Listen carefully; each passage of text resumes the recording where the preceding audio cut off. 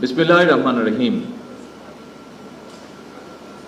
Present guard regiment PGR এর ৫১তম প্রতিষ্ঠা বার্ষিকী অনুষ্ঠানে উপস্থিত প্রতিরক্ষা বিষয়ক উপদেষ্টা, সেনাবাহিনী, বিমান বাহিনী প্রধানগণ এবং সহকারী নৌবাহিনী প্রধান, ঊর্ধ্বতন সামরিক অসামরিক কর্মকর্তাবৃন্দ, পিজিআর এর গার্ড রেজিমেন্টের কমান্ডার এবং সদস্যবৃন্দ এবং উপস্থিত সুধীবৃন্দ, আসসালামু আলাইকুম। প্রেজেন্ট গার্ড রেজিমেন্ট পিজিআর এর ৫১তম প্রতিষ্ঠা বার্ষিকীর এই দিনে আমি পিজিআর এর সকল সাবেক এবং বর্তমান কর্মরত সকল কর্মকর্তা এবং সদস্যদেরকে আন্তরিক অভিনন্দন জানাই। নিশ্চিদ্র নিরাপত্তা গার্ডসের লক্ষ্য এই মন্ত্রে উজ্জীবিত হয়ে আপনারা সর্বদা আন্তরিকতা, পেশাগত দক্ষতা, কর্তব্য নিষ্ঠা, সাহস এবং দেশপ্রেমের শপথে বলীয়ান হয়ে দায়িত্ব পালন করে চলেছেন এবং করছেন।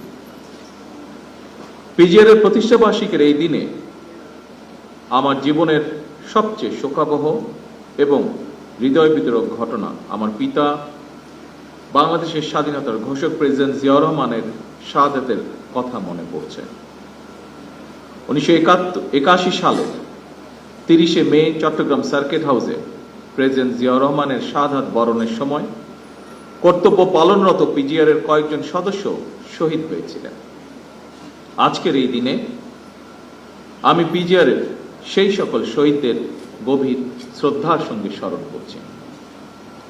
আল্লাহর দরবারে তাদের মাগফিরাত কামনা করছি।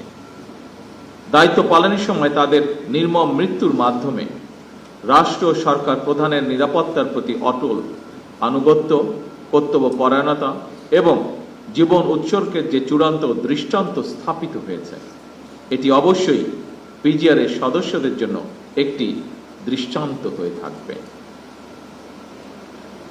উপস্থিত গার্ডস অফিসার, জেসিও ও সৈনিকবৃন্দ,